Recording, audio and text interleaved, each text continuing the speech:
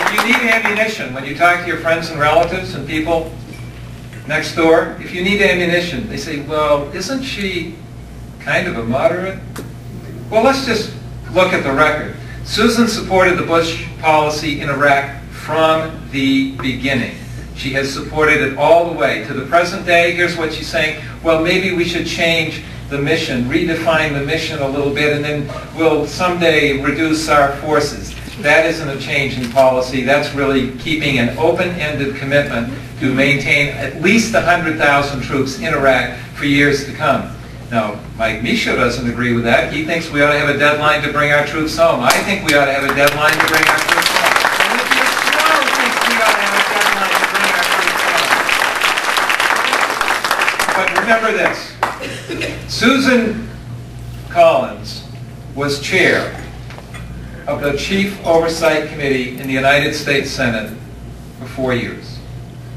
And every time there was a headline about Halliburton getting a no-bid contract, Halliburton overcharging by tens of millions of dollars the amount they should have been paid for feeding our troops or for providing our troops with oil. Every time there was a headline like that, she had an opportunity to just hold a hearing, just do her job, just conduct an investigation.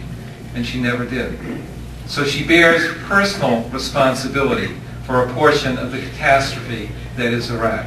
And that's one reason that we have to have a change in the United States Senate. And it's one reason why I am going to win this race.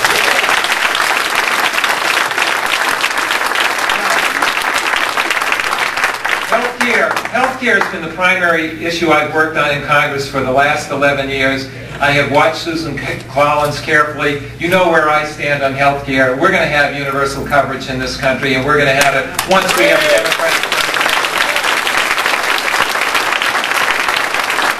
I've watched Susan's position on healthcare, and I can't tell what it is. I would like to know what it is, because I might have a few comments, but I can't tell. I do know this, that on the Bush economic plan, she's there with the president every single time. And that plan summarized goes something like this. Feed the rich, starve the poor, forget the middle class. That's it, in a nutshell. That's it. Tax cuts for the richest people in the country, she voted for every single one. Olympia didn't. Less money for education, for health care, for environmental protection, for Head Start, community development, small business. Need a breath. That's what she's been for. That's what she's been for. Not what she says, that's what she's done.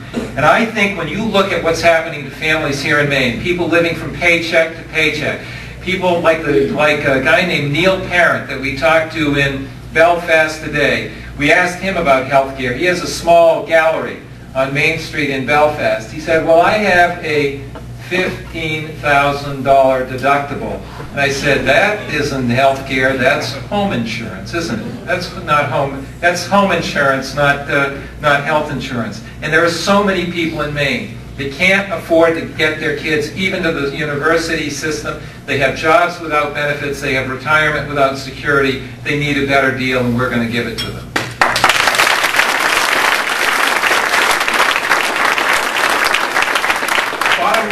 On the big issues, there are major differences between Susan and me over the last 11 years. And let me just rattle through a few, if you need it anymore.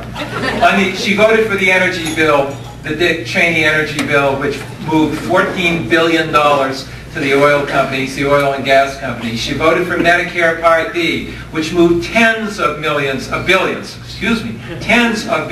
dollars in excess profits to the insurance companies and the pharmaceutical companies. She voted for the military commissions bill, which stripped Americans held for years of the right of habeas corpus, a right which goes back to 1215 and Magna Carta. She voted for the torture bill, which allowed the president to redefine the Geneva Convention definition of torture. She voted for Sam Alito.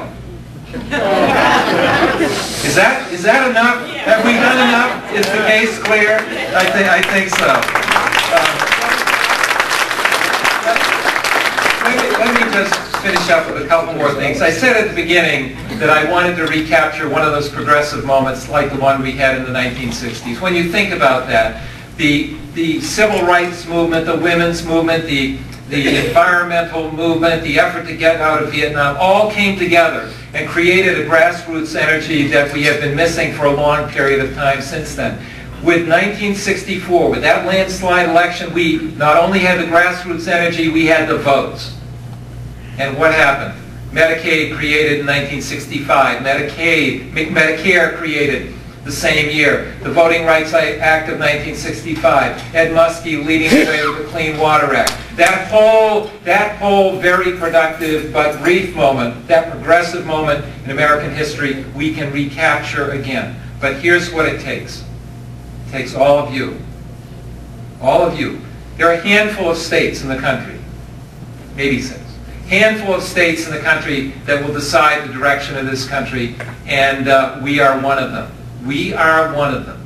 Because we have to have 56, 57 Democratic senators to accomplish what we have to do for the American people.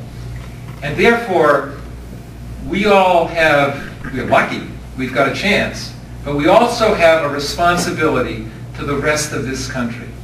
We have a responsibility to do the right thing. We have a responsibility to give them the chance to have one of those moments. And if we do this and do it well and do it right, and I believe we will, then we will bring our troops safely home from Iraq. We will have health care reform and provide universal coverage.